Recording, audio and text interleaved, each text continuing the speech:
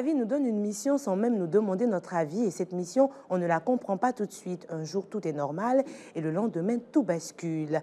Tu rêves d'un visage que tu n'as jamais vu, tu entends une voix, mais personne autour de toi n'a parlé, tu sens des présences, tu vois des choses que les autres ne voient pas. Tu as peur d'en parler pour ne pas qu'on te dise que tu es fou ou que tu pratiques la sorcellerie. Mais au fond de toi, tu sais, tu sens que ce n'est pas un hasard. Tu n'as rien demandé, mais ce don est là.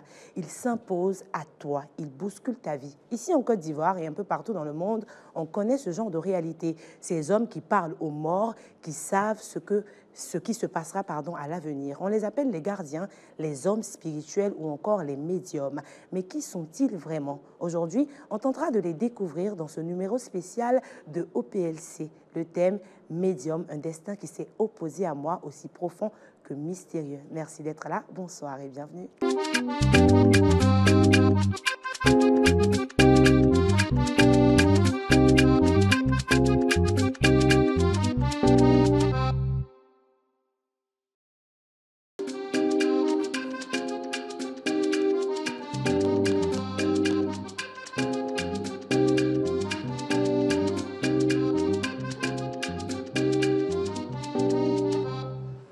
Mais alors, que se passe-t-il vraiment lorsqu'un don vous poursuit, quand les rêves deviennent cris, quand la paix fuit la nuit?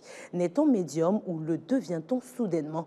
Est-ce une bénédiction ou un enfermement? Peut-on refuser ce destin? Peut-on s'en libérer ou faut-il l'embrasser même sans l'avoir désiré? Cet après-midi, nos invités viendront lever le voile. Ils vous diront leur vérité sans détour ni étoile. Des témoignages forts, troublants, bouleversants, parce qu'un médium, ce n'est pas qu'un voyant, c'est un être en équilibre entre deux mondes, souvent seul, qui marche avec un secret que peu de cœurs accueillent. Restez donc avec nous, car nous vous promettons des frissons, des larmes et peut-être même des révélations. Médium, un destin qui s'est imposé à moi, c'est maintenant, c'est ici. Et c'est avec Keipo Marus, alias Petit Marteau, Alassa Kokou, chauffeur international, et notre expert, le docteur psychologue Digbe Alain.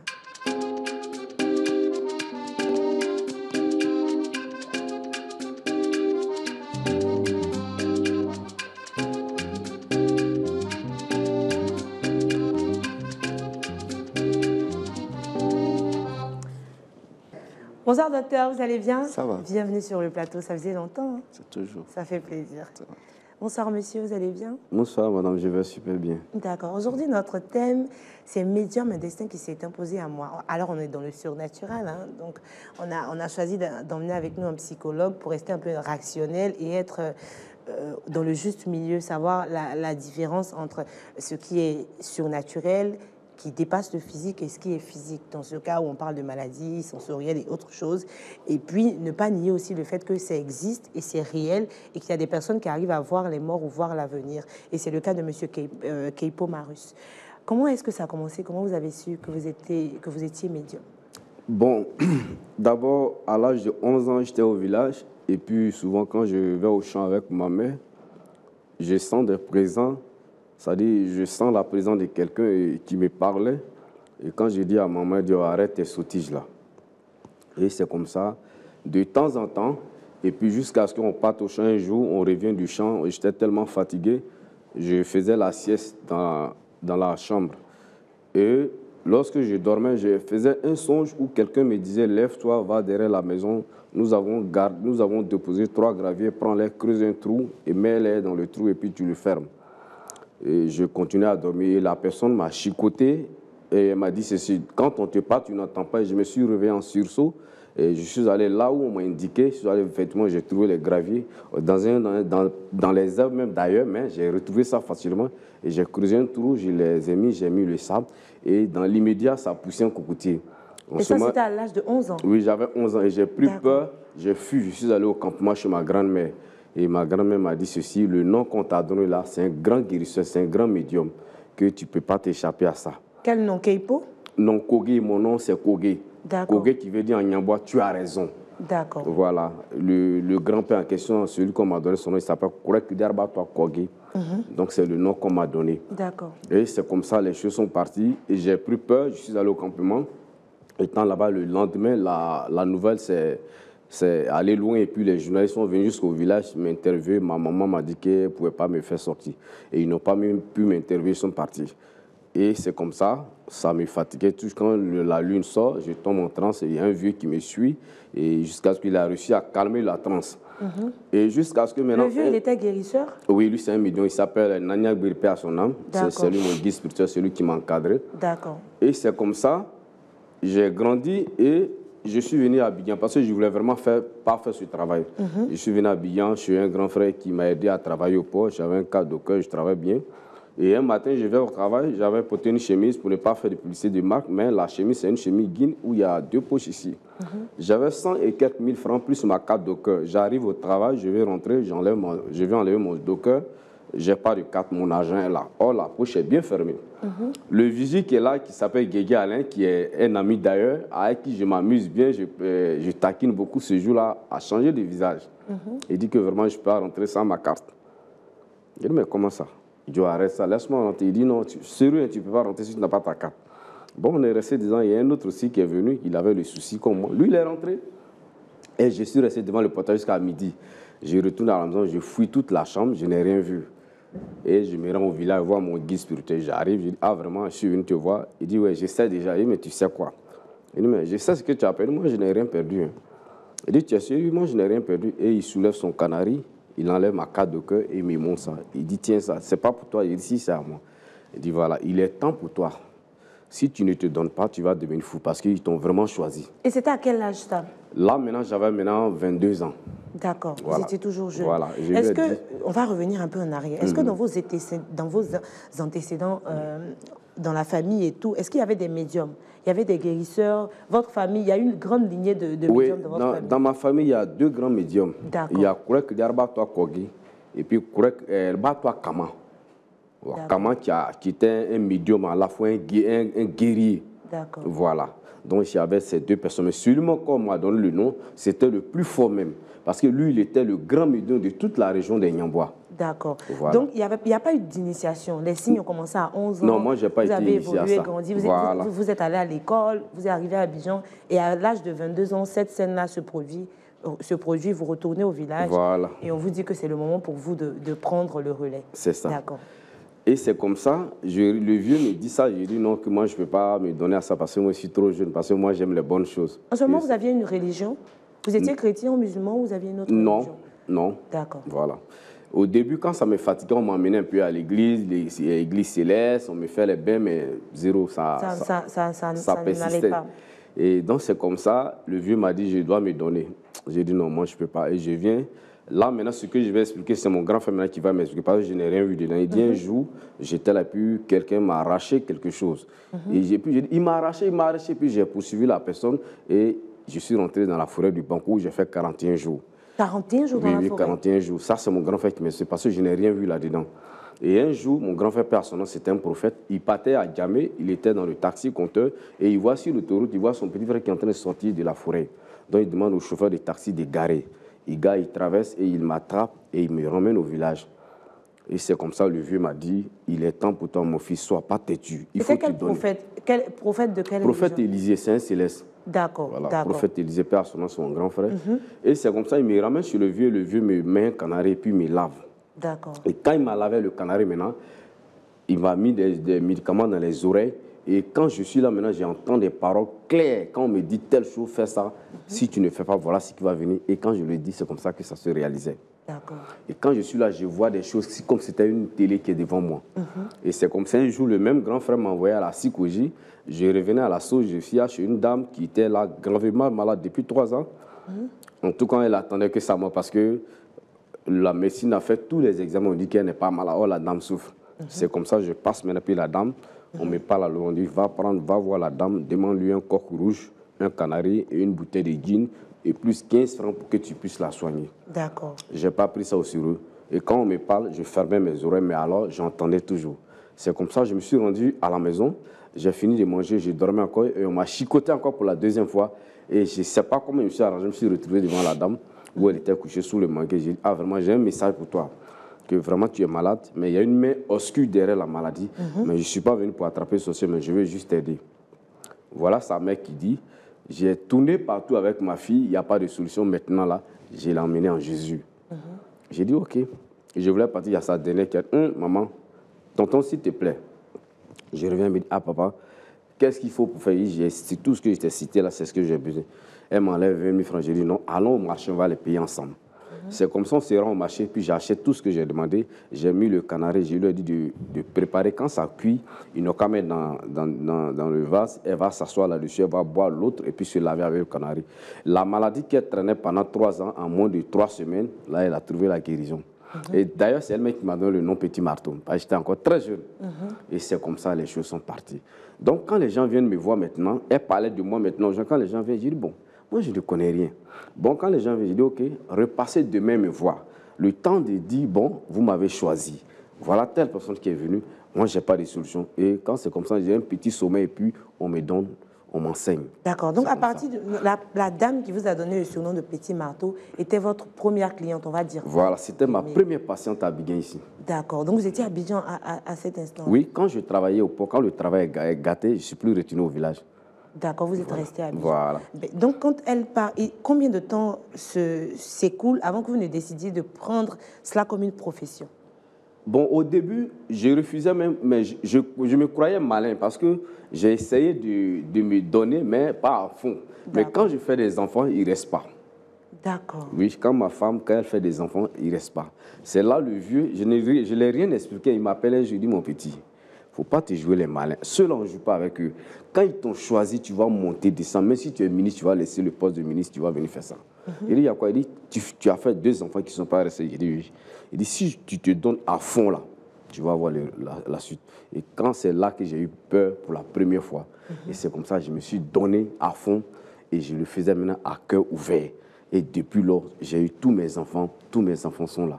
Et comment cela s'est passé quand vous avez décidé de vous donner? Est-ce qu'il y a eu une initiation ou est-ce que vous êtes assis, vous avez commencé à recevoir les clientes? Comment ça se passait? Il n'y a pas eu d'initiation, puisque la connaissance est déjà là. Il m'enseigne déjà. Mais c'est comme un élève qu'on enseigne en classe, par exemple, qui est brillant, mais qui refuse de ce qu'on l'enseigne, qui est rentré dans ça, mais qui refuse d'appliquer ce qu'on lui a appris. Ça, voilà. Donc c'était ça. Donc là, on me donnait la connaissance, mais moi, je suis têtu, je ne voulais pas le faire. Donc je refusais catégoriquement. Et c'est comme ça. Donc la dame vous parle de vous à certaines de ses amies et tout. Donc vous recevez maintenant des clientes qui vous contactent. Voilà. Comment la consultation se passe? Par exemple, quand une personne vient vers vous, est-ce que vous voyez directement ce qui se passe dans la vie de la personne ou c'est en échangeant? Comment ça se fait? Bon, la consultation, il y a 2 volets. Il y a des consultations, quand tu arrives tout à l'heure, il y a un message. Ça dit, par exemple, je donne un exemple un peu banal. Quand quelqu'un, par exemple, il doit faire un accident d'ici 2 semaines, quand il y rentre chez moi déjà, tout à l'heure, les anciens me disent, il est en sang, il est en sang, il est en sang. J'ai dit, ça veut dire qu'on me dit qu'il doit faire un accident. Ça, déjà, on me l'a dit. Je n'ai pas encore demandé ton nom. Maintenant, quand tu es assis, je demande ton nom maintenant pour faire ta... Parce que c'est ton âme qui porte ton nom. Donc, quand je dis ton nom, tout à l'heure, je voyage, je rentre dans ta famille. Je te visite tout à l'heure. Moi, ça se passe en moins de 10 secondes. Et puis, j'ai tout le résultat. Puis maintenant, je te redonne ce que toi-même, ton âme m'a dit. Parce que je communique avec ton âme, au fait. D'accord. Parce que ton âme, c'est tout ce qui se passe dans ta vie. C'est ça. Il y a des choses que tu fais toi-même que tu oublies, mais ton âme, lui, le courant. Donc, quand je lui demande, il me dit, voilà, quand je marche à lui, voilà ce qui est arrivé, voilà ce qui devait l'arriver, voilà. Et quand il me dit, est-ce que je te redis encore? Et comment vous vous sentiez quand vous consultez quelqu'un? Dans votre corps, est-ce qu'il y a des maladies? Est-ce que vous êtes conscient de tout ce qui se passe? Est-ce que vous vous détachez? Ça veut dire que votre corps se détache de votre âme? Comment est-ce que vous... Non, je ne me détache pas de mon corps. Quand c'est le début, là, comme le courant est fort, c'est en ce moment que tu tombes en train. Sinon, quand la personne est tout à l'heure devant moi, j'ai juste la chair de poule. Voilà, là, j'ai la chair de poule. En ce moment, la vibration spirituelle vient de prendre un contact. Et c'est en ce moment-là que je fais les consultations. Depuis combien de temps vous êtes médium? Ça me fait 28 ans. 28 ans. Ouais. D'accord. Et quels sont les services que vous rendez? Est-ce qu'il y a des catégories, par exemple, vous soignez des maladies, vous faites des trucs de la vie sentimentale? Donc, une fille peut venir vous voir pour dire, je veux tel homme, faites quelque chose, je vais la voir. Est-ce que vous avez des limites dans votre métier? Je peux dire j'ai des limites. Mes limites sont où? Quand quelqu'un doit mourir, que c'est son jour qui est arrivé et que c'est Dieu même, le jour qu'il a laissé, ce Dieu qui est arrivé, en ce moment, ce sont mes limites. Et quand c'est comme ça, quand la personne vient me voir, quand je consulte, je sais que cette personne qui est assise là doit mourir d'ici 3 semaines et son cas, c'est son jour qui est arrivé. Je dis à la personne, OK, va reviens me voir, je vais prier pour toi, reviens me voir dans 4 semaines. Parce que je sais que dans 3 semaines, tu vas mourir. En ce moment, je t'ai pas donné même un kaolin. Parce que quand tu vois un malade qui vient, tu sais que son jour est déjà arrivé. Puis tu lui dis, bon, envoie-moi ça, je vais te guérir. Et puis tu lui donnes un médicament. Quand il va et puis il n'a pas fini de faire son traitement, puis il meurt, le même médicament tu vas utiliser demain sur X, sur Z, ça ne va plus marcher parce que tu sais que la personne n'allait plus vivre et puis tu as utilisé le médicament. Donc, c'est comme ce médicament, les ancêtres t'ont arraché ça. C'est-à-dire que tu as eu la même connaissance, mais il retire la force de cette plante envers toi. Voilà. Sinon, si ce n'est pas ça, quand c'est les problèmes sentimentaux, quelqu'un qui a un souci dans son service, ça, je n'ai pas de limite. Parce que régler tout. Voilà, parce qu'avant de travailler, je consulte toujours mes ancêtres. C'est eux qui me donnent le cachet avant de commencer. Est-ce que vous évoluez dans la méchanceté? Ça veut dire que quelqu'un peut venir vous dire « je veux faire du mal à quelqu'un », vous appliquez? Ou bien quelqu'un peut vous dire « je veux cette personne, il est marié », mais vous appliquez quand même? Merci pour la question. Dans un premier temps, en ce qui concerne le mal, je vais te dire le travail spirituel, c'est comme le fil de courant. D'accord. Il y a 2 fils. Il y a 3 fils, mais il y a 2 fils qui fonctionnent. Voilà. Toute personne, tout homme spirituel qui est sur la terre a les 2, le bien et le mal. Mais à toi de faire le choix. Moi, personnellement, j'ai choisi le bien. Pourquoi? Sinon, je peux bien faire le mal. Ce n'est pas vrai, je ne peux pas. J'ai choisi le bien parce que c'est ce qui fait ma force. Parce qu'on peut me déplacer, même bientôt, je vais aller au Sénégal. Je peux aller au Sénégal, ils vont se mettre en équipe de sorcellerie, ils vont venir m'attaquer, ils vont mourir tous. Pourquoi? Parce que je ne tue pas. Parce que le jour où tu as ôté la vie à quelqu'un, puis il allait sous la tête des êtres humains, le jour où tu vas quelque part, quand on vient te tenter, sur la personne que tu as tué son esprit, parce que toute personne qui met son esprit devient plus fort que quand il est en vie. Parce que les morts sont plus forts que nous. Donc, quand tu as ôté la vie à quelqu'un, tu vas quelque part, quand on veut te tenter, celui que tu avais ôté la vie, son esprit se met parmi tes ennemis, puis te combat. Et là, tu es comment? Ils vont t'avoir. Et moi, c'est ce qui fait que je ne fais pas du mal. Avant j'ai envie de parler de la caricature qu'on a d'un médium, ce que nous, on voit à la télé. Donc, ce sont les boules, on voit le maquillage, elle regarde dans les boules, elle a des cartes, ou bien il y a un jeu avec un triangle, là, je ne sais pas comment on appelle, c'est le Ouija. Je crois que c'est le Ouija. Elle parle et puis ça donne les lettres. C'est ce qu'on a en tant que jeune de l'image d'un médium. Est-ce que c'est réellement comme ça se passe? Vous utilisez les Ouija, les boules? Ça, c'est l'astrologie aussi. C'est l'image du côté de l'astrologie de l'Europe. Voilà, sinon, chez nous, en Afrique, quand on dit un médium, il n'a pas besoin de tout ça là. D'accord. Voilà. Lui, comment il évolue avec les coris, les canaris, les plantes? Bon, comment vous évoluez? Tu sais, le travail du médium, il y en a plusieurs volets. Moi, par exemple, je suis d'abord un jumeau même d'abord, à la base. Ma mère a fait des jumeaux qui ne sont pas restés. Je suis jumeau, mon jumeau qui n'est pas resté. Derrière moi, il y a des jumeaux. D'accord, donc vous êtes précédé de jumeaux. Qui ne sont pas aussi restés. Donc, je détiens le pouvoir de tous mes frères jumeaux qui sont décédés, qui est en moi seul. Ce qui fait que je ne porte pas de gris-gris. Parce que partout où je rentre, ils sont avec moi. Sauf quand je suis nu devant ma femme. C'est en ce moment qu'ils prennent congé de moi.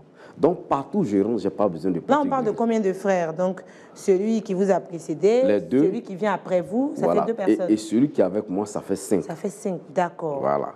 Donc, les 5 sont tout le temps en permanence avec moi. D'accord. Donc, ça fait que moi, je n'ai pas besoin de gris-gris. D'accord. Celui-là, par exemple, il représente mon jumeau. Voilà. C'est vrai que dans la culture béninoise, hein, un jumeau, quand son jumeau meurt, il sort avec une petite poupée ou quelque chose qui représente son jumeau. C'est une statuette. Voilà. Il va partout avec ça. Voilà. Ça, c'est comme ça chez vous aussi? Voilà. Pour moi, c'est venu en esprit. C'est un objet que j'ai mis juste pour protéger ça. D'accord. J'avais, je crois, 8 ans, si j'ai une bonne mémoire. Ma maman m'a dit j'avais 8 ans, je dormais. Je me suis réveillé le matin, c'était couché auprès de moi. Et j'ai pris, je m'amusais avec. Donc, maman, qu'elle avait, mais où il a enlevé ça là? Donc, elle a pris peur. Mon même guide spirituel, Père Ascendant, Nania Gbede, elle allait le voir. Ah, mon fils se réveille le matin, il a ça en main, je ne sais pas où c'est quitté. Il dit non, c'est son jumeau qui est revenu en objet pour l'accompagner partout où il va rentrer. Mais garde ça soigneusement lorsqu'il a 22 ans, 23 ans, et puis tu vas lui remettre. En ce moment, il est mature. C'est comme ça, maman a gardé ça. Et quand j'ai grandi, elle m'a remis ça. Pour que ça soit discret, j'ai mis dans un truc de calendrier. Voilà. Voilà. Donc, c'est un peu comme la statuette des Béninois et tout. Voilà, c'est ça. D'accord. Merci beaucoup pour votre témoignage. Je vous en prie. J'ai une autre question, mais avant de la poser, je vais revenir à notre... Je vais poser une question d'abord à notre docteur. Docteur, c'est quoi la différence aussi entre ce spirituel-là et puis la normale? Parce que le fil est fin. Je ne sais pas, d'un point de vue psychologique, comment on peut expliquer que certaines personnes donc, ont cette perception-là du surnaturel, du sensoriel et tout ça? Merci déjà. Avec les récits qu'il donne, il faut comprendre deux choses. Il faut comprendre plusieurs choses même. On sait que le médium, à la base, c'est quelqu'un qui voit ce que les autres ne voient pas. C'est quelqu'un qui entend ce que les autres n'entendent pas, selon eux. Et c'est des personnes qui ressentent des choses que le commun des mortels n'arrive pas à ressentir. Chez le psychologue, en tant que médium, c'est les trucs qui ne sont pas scientifiquement prouvés. C'est pas scientifiquement prouvé. Le psychologue peut le mettre au niveau de quelqu'un qu'on pourrait appeler quelqu'un qui développe ce qu'on appelle l'hypersensibilité. Il est tellement sensible que toutes les vibrations qui se trouvent autour de lui, il arrive à les détecter. C'est ça en fait. Ce n'est pas une maladie en tant que telle, mais c'est une prédisposition sensorielle. Chez le psychologue, on peut penser à la dissociation de la personnalité. C'est-à-dire que vous le voyez là, mais lorsqu'il est dans son monde, il devient une autre personne. Dans son récit, il a dit que lorsqu'il est rentré dans la forêt du Banco, 41 jours. 41 jours. Et il ne se souvenait même pas de ce qu'il était en train de vivre. On a l'impression que c'est la personne physique qui est là, mais qui est sous le contrôle d'un esprit. D'accord. Et c'est lorsqu'il est ressorti, d'après ce qu'il dit, c'est son frère qui l'a vu, son grand frère qui l'a vu. En fait, lui, dans sa situation, c'est que c'est un destin qui lui a été imposé. Au départ, dans son récit, bien sûr, si j'étais un compte de son récit, il a résisté. Il a résisté, et vers la fin, la culture l'a rattrapé. Et ça s'est imposé à lui. Et il a commencé à prendre goût. Mais à la différence de la psychologie, c'est des trucs qu'on ne peut pas expliquer. C'est des manifestations qu'on ne peut pas expliquer, parce que c'est spirituel. Là où la psychologie explique les trucs de façon scientifique, là, dans son cas, on n'arrive pas. Même si j'arrive à expliquer, je peux lui dire non, c'est quelqu'un qui délire, qui n'est pas normal. Et ce qu'il est en train de dire, c'est en fonction de ce qu'il ressent. Donc, scientifiquement, c'est les choses qui ne sont pas prouvées. Voilà. On peut l'attribuer, comme je l'ai dit, à l'hypersensibilité. C'est quelqu'un qui est assez subjectif. C'est-à-dire que quand il voit quelque chose, on a l'impression que c'est un message qu'on lui communique et que c'est à lui qu'on a communiqué le message et c'est lui, à part lui, le message ne peut pas être donné. D'accord. Voilà. Mais comment on arrive à distinguer, selon vous, les véritables dons spirituels et des troubles psychologiques ou émotionnels? Par exemple, lorsque je prends d'abord quelqu'un qui hallucine, l'hallucination, il va te dire que je vois des choses. Il va te dire que j'entends. Il va te dire que quelqu'un me parle. Mais à la différence du médium, c'est que celui qui hallucine, il est sous l'effet certainement d'une boisson. D'accord. Ou il est sous l'effet d'une drogue. D'une substance illicite. D'une substance. Et qui le pousse à halluciner ou à voir ce monde-là dans lequel lui, il se sent. Mais en réalité, il est sous l'effet de quelque chose. D'accord. À la différence du médium, le médium, lui, certainement, il est sous l'effet aussi d'une main ou d'une présence invisible. Mais il est complètement lucide. Oui, il peut être lucide. Mais quelquefois, il peut ne pas l'être. D'accord. Parce qu'il y a des choses, comme il le dit, lorsqu'il rentre en transe, il est dans un autre monde qui n'est pas normal, qui n'est pas le monde dans lequel nous, on se trouve. Quand il dit, je vais toujours sur ce qu'il dit, je peux quitter mon corps et puis aller dans ton village, chercher à savoir, aller chercher ton âme, demander questionner ton âme. Voyez un peu. Donc, il rentre dans un monde où le commun de mortels ne peut pas rentrer. D'accord. Ou scientifiquement, moi, psychologue, je ne peux pas dire que ce qu'il est en train de dire, c'est certifié, prouvé. C'est ça. Mais en tant que psychologue, je peux dire, il hallucine. D'accord. Il hallucine parce que, certainement, il est sous l'effet de quelque chose. D'accord. Voilà, c'est ce qu'il fait. Contrairement à l'autre qui hallucine parce qu'il est sous l'effet de la drogue ou la boisson. D'accord. C'est compris. D'accord. Donc, la question que j'aimerais vous poser, monsieur, c'est quelle est la différence finalement entre un médium, un sorcier, un féticheur, un marabout? Comment? Parce que c'est tout un groupe. On peut dire, dès que nous on entend quelqu'un qui fait quelque chose, canari, poulet, en même temps on se dit, c'est un féticheur, ce sont des trucs maléfiques et tout. Mais quelle différence vous pouvez nous donner par rapport à cela? D'accord, merci bien pour ta très belle question. D'abord, le marabout, je peux dire ça, c'est la religion importée de nos frères musulmans. Ils apprennent ça, c'est dans le Coran. Voilà. Marabout même, en quelque sorte, les gens aiment bien dire marabout. Sinon, marabout, c'est quelqu'un qui enseigne le Coran. C'est ça. OK. Maintenant, ceux qu'on couramment on a l'habitude d'appeler les marabouts, ils apprennent ça. C'est des calculs qu'ils font, puis ça tombe, et comme souvent, ça peut ne pas tomber. D'accord. Ça, c'est le marabout. Maintenant, le féticheur, c'est quelqu'un... Moi, par exemple, si j'étais au village, je peux prendre un akoto, c'est-à-dire un apprenti, que je mets les choses dans ses oreilles, je mets les choses dans ses yeux, et quand je vais le former comme ça, maintenant, je vais lui attribuer un fétiche, par exemple, ou bien une pierre qu'il va adorer. Le jour où moi, je ne suis pas là, quand lui va commencer à travailler, lui et moi, ça ne sera plus la même chose. Lui, il va d'abord parler au fétiche, lui dire certaines choses. Et c'est le fétiche en son tour qui va lui donner un message. Un message. Ça, c'est le féticheur. Maintenant, le sorcier. Là, d'abord, moi, je suis un sorcier. Pourquoi? Voilà. Je suis un sorcier, mais un sorcier positif. D'accord. Voilà. Pourquoi je suis un sorcier positif? Parce que le sorcier négatif, c'est celui, eux, dans leur monde, ils ne font que gâter. Eux, ils tuent, ils rendent malades, détruisent. C'est-à-dire, tout ce qui est négatif, c'est ça, eux, ils font là-bas. Par exemple, j'ai regardé un documentaire sur Drogba où on dit que Drogba, il est le sorcier du football.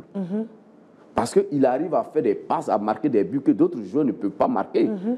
Voilà pourquoi on l'appelait le sorcier du football. D'accord. Voilà. Donc, c'est comme ça, moi, je suis un sorcier positif. Parce qu'il y a des choses que moi, je fais, que je suis un être humain comme toi, je fais, que toi, tu ne peux pas faire. Voilà pourquoi je suis sorcier. D'accord. Positif. Voilà. Donc, c'est la différence entre vous, un féticheur, voilà. Maintenant, le médium, lui, on va dire que ce dont lui est venu complètement de ses ancêtres et tout, c'est lui est tombé. Bien sûr. Il n'y a pas eu de culture, d'école. Non, le médium, lui, n'apprend pas. Lui, c'est les ancêtres d'abord qui font un bloc et puis il les choisit. Est-ce qu'il y a des périodes sèches? Est-ce qu'il y a des moments où vous n'entendez rien, où vous essayez mais il n'y a rien du tout? Ça vous est arrivé? Non, ça ne m'est jamais arrivé. Donc à chaque fois, ils sont Ça ne m'est jamais arrivé. Sauf quand eux-mêmes n'ont pas envie de parler. D'accord. Voilà. Par exemple, il y a un jour où je dois me reposer. D'accord. Voilà. Je n'ai pas envie de dire le jour, mais le jour-là, voilà, le jour-là, ils ne sont pas en contact avec moi. Même si j'essaie, même s'il y a une urgence que je le sais, ils ne vont jamais me répondre. Ça, c'est mon jour de repos. C'est eux qui m'ont donné ça. D'accord. Donc votre famille, vos enfants sont informés de votre travail? Oui. Et est-ce que vous pensez qu'un jour, un de vos enfants aura ce don aussi?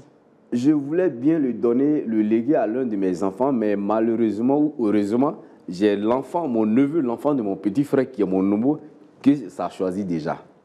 Et les ancêtres vous ont dit que c'est lui qui les ont choisis? Oui, parce que déjà, il a déjà les signes qui sont déjà là. D'accord. Il a 13 ans. D'accord. Voilà. Et c'est très jeune quand on ressent cet appel-là. Oui. D'accord. C'est lui, il s'est levé un matin, puis il a dit à moi, son père et sa mère étaient comme ça, il y avait l'harmonie, il y avait l'amour. Il s'est levé un matin, puis il a dit à sa mère, toi, tu vas quitter mon papa un jour. Il a dit, toi, on dirait que tu délires. Il dit, il faut regarder, tu as quitté mon papa. Toi, là, je sais que tu ne vas pas rester à mon papa, tu ne vas pas vieillir à mon papa. Mais je t'explique une histoire banale qui ne peut même pas faire partie d'une femme. Et ça, l'histoire arrivée, puis sa mère est partie aujourd'hui, ça fait 5 ans qu'elle n'est plus mon petit frère. D'accord. C'est-à-dire, il a dit ça, il avait 8 ans. Donc, voilà. Il a vraiment les prédispositions de vous précéder. D'accord. Donc, M. Kokou, vous avez été en contact avec un médium. Oui. Vous n'êtes pas médium de profession, mais vous avez déjà eu des rapports, vous avez déjà consulté un médium. C'est bien cela? Oui. Expliquez-nous. pas de façon directe. Hein. Voilà, c'est les choses que j'ai assistées. D'accord. Voilà, tout à l'heure, vous parlez de béninois. Je me suis dit, tiens, mais je ne me suis pas présenté à vous. Sinon, je suis d'origine béninoise. Voilà, ivoiro-béninois. Voilà, donc, c'est depuis le Bénin que ces choses-là sont arrivées. D'accord, parlez un peu plus fort, on vous écoute. Voilà, donc je disais tantôt que ces choses-là, je les ai vécues au Bénin. Voilà, parce que souvent, quand il y a des morts, au Bénin, par exemple, après l'enterrement, il y a ce qu'on appelle 3e jour, comme les musulmans le font, ou bien peut-être on fait 1 mois après. Bon, eux, ils n'ont pas de jour fixe, mais néanmoins, ils ont des jours, ils choisissent pour venir parler avec les morts. D'accord. Donc, c'est ces médiums-là qui viennent, et puis ces personnes-là consultent encore les morts. Et les morts expliquent un peu, non, il faut faire ci, il faut faire ça, voilà, pour la famille. Donc, c'est par là que j'ai vu vraiment les médiums, ils ont fait des choses vraiment vraiment extraordinaires devant moi. En tout cas, voilà, j'ai vu des choses vraiment incroyables. Mais expliquez-nous l'histoire qui vous a le plus marqué. L'histoire qui m'a le plus marqué, vous savez, je suis chauffeur de profession. International. International de profession. Un jour, on était en plein voyage, parce que je fais Abidjan, Cotonou, Bénin. Donc, un jour, on était en plein voyage, et puis le car tombe en panne. Ça tombe en panne. Donc, du coup, je ne comprenais pas. Donc, il y avait un médium qui était parmi nous. Donc, c'est celui-là, il est là, il me regarde. Il est là, il remet sa tête. Il dit, mais toi, tu conduis, mais tu ne vois pas ce qui se passe. Il dit, non, je ne vois rien. Il dit, mais dans le cas, là, pose des questions à tes passagers, là. Parce que quand les gars voyagent souvent, c'est comme de la culture, les Béninois, quand ils perdent quelqu'un, il faut enlever des hôtels, les trucs, pour aller refaire l'enterrement encore au village. Donc, du coup, c'est ces choses-là qu'ils avaient encore dans le cas. Pas forcément de façon physique, mais ils avaient un peu des trucs intimes donc, voilà. Donc, pourtant, ces choses-là, il faut déclarer. Il faut déclarer pour qu'on puisse prier pour la personne, demander la route à la personne. Ah, donc certains de vos passagers avaient des restes humains à Voilà. Quand on dit humain, pas forcément les corps intimes, mais peut-être il peut prendre les ongles, un peu de cheveux. Un peu de cheveux. Juste pour qu'ils puissent aller faire des cérémonies voilà, de façon un peu en global, spirituelle, voilà, comme on peut le dire. Donc c'est comme ça. Donc c'est lui maintenant qui était au courant de tout ce qui se passait dans le cas. Donc ce dernier ne veut pas aller au Bénin. Donc ce dernier il cause des dégâts dans le cas. Et tout ça. Souvent même le frère ne prend pas. Donc je suis là, je ne comprenais pas. Donc c'est lui maintenant qui est venu nous aider et puis nous a expliqué un peu ces problèmes-là. Et du coup, il a dévoilé même le nom de la personne. En tout cas, j'étais surpris. Mais comment est-ce que toi, tu arrives à dévoiler ces noms? C'est là qu'il s'est présenté à moi. Il dit non, je suis un médium, je suis comme ça. Voilà. Donc j'ai vécu une expérience avec ces derniers-là. Donc il a expliqué. On a fait ce qu'il avait demandé. Et puis, OK, on a continué la route. Ça s'est bien passé. Donc vous avez fait quelques petits sacrifices là avant de pouvoir redémarrer. Oui, c'est lui qui a pris tout le relais. Il a prié, il a demandé à ces personnes de venir. Ces personnes sont venues présenter. Ils ont payé boisson. Il a même payé le transport même de l'invisible. C'est-à-dire que quand quelqu'un... Oui, il a payé le transport. Pourquoi tu payes toi ton transport et puis lui, tu ne payes pas son transport? Alors, dans ce monde-là, c'est comme ça, les gars voient les choses. Donc, du coup, donc j'étais là. En tout cas, j'ai vu la scène. C'était devant moi. Et c'est moi-même qui étais le chauffeur. Voilà, donc c'est un peu ça. D'accord. Et vous, personnellement, vous y croyez? Oui, je crois, puisque j'ai vu. D'accord. Même si peut-être que je ne pratique pas, par exemple, mais je crois parce que j'ai vu de mes propres yeux. D'accord. Et chez vous, au Bénin, il y a beaucoup de petites actions comme ça qu'il faut mener, beaucoup de petites choses culturelles. Est-ce que dans votre famille, vous avez déjà assisté aussi à ça? Plusieurs. Rituels et tout ça? Plusieurs, même depuis bas âge. On a vécu beaucoup de choses où nos parents nous prennent pour aller chez les féticheurs, J'ai vécu plein de choses, en tout cas, j'y crois très bien que ces choses spirituelles existent, en tout cas. D'accord. Donc, docteur, dans nos sociétés africaines, et particulièrement en Côte d'Ivoire, comment sont perçus les médiums? Est-ce que ça a un impact sur la santé mentale de d'autres personnes? Oui, ça peut avoir un impact sur la santé mentale si et seulement si la personne qui est en face du médium croit. D'accord. Il croit. Il croit aux pratiques. Vous voyez, la subjectivité, c'est que lorsque le médium travaille, la foi que la personne qui est en face met fait que ça a une influence sur la personne elle-même. D'accord. elle va se demander si, est-ce qu'il n'y a pas un monde en dehors du monde réel dans lequel on est. Donc, chez la personne, tant qu'elle ne consulte pas le médium, on va ressentir cette déstabilisation morale même. Sa santé sera mise en mal parce que le médium sera pour cette personne comme un Dieu sur la terre. Pourquoi? Parce qu'elle a vu le médium faire des choses que dans le monde réel, que les gens ne peuvent pas faire. Non, ça peut affecter sa santé mentale. Si et seulement si, lorsque on consulte un médium, moi je dis toujours que le médium, c'est celui qui a la capacité de voir ce que les autres ne voient pas. On consulte le médium et se rend compte que ce qu'il dit affecte son environnement direct. Il se dit, bon, je vis avec une femme, j'aime bien la femme, et puis le médium vient voir le monsieur en question et lui dit, la femme avec laquelle tu vis là, ce n'est pas ta femme. Je dis, mais comment? Il dit, mais ce n'est pas ta femme. Depuis longtemps, ce n'est que l'esprit de quelqu'un d'autre qui vit dans la femme. Vous voyez un peu l'effet que ça fait sur l'individu. Est-ce qu'il va croire ou est-ce qu'il ne va pas croire? S'il croit, il chasse sa femme. S'il ne croit pas, il est sous le couvert aussi d'une menace surnaturelle. Ce qui fait que ça va le déstabiliser émotionnellement. Il ne sera plus en état même. C'est-à-dire que lorsqu'il va voir prochainement sa femme, il ne va plus la voir comme la femme qu'il avait aimée, avec laquelle il allait à la mairie. Il va se poser des questions, mais est-ce que le médium, là, ce qu'il a dit, est-ce que ce n'est pas la vérité? Dès l'instant où le doute commence à s'installer à lui, émotionnellement, ça commence à agir sur lui. Et le regard qu'il avait de sa femme commence à changer. Donc, ça peut le déstabiliser. C'est une question de foi. C'est pour ça que je dis, ce n'est pas scientifiquement prouvé. Mais c'est le mystère, hein, c'est l'Afrique. Hein. L'Afrique et ses mystères. Que tu le veuilles ou pas, il y a des choses auxquelles la sensibilité humaine ne peut pas atteindre. D'accord. Voilà. Mais docteur, est-ce qu'on peut apprendre à vivre en équilibre avec une telle sensibilité, même si on est rejeté et incompris? Est-ce que vous avez déjà reçu comme ça des cas de médiums qui sont entre ces deux mondes et qui finalement eux-mêmes se perdent? En fait, ces gens de personnes, c'est que si tu n'arrives pas à les comprendre, elles se comprennent. C'est comme, chez nous, généralement, c'est ce qu'on appelle les psychotiques. D'accord. Les psychotiques, c'est ce qu'on appelle généralement les fous. C'est des personnes, eux qui acceptent leur monde. Le fou, quand vous le voyez, même si tu le prends, tu l'envoies dans ton monde, il va quitter là-bas, réparti dans la saleté. Parce que lui, il s'est dit que c'est toi qui es dans la saleté et que lui, il est dans la propriété. Donc, lui, il est dans son monde.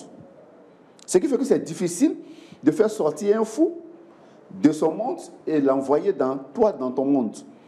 Et par contre, lui, la situation dans laquelle il s'est retrouvé, c'est que au début, quand ça se passait, il ne croyait pas. Certainement, même peut-être que je me demande s'il n'a pas douté.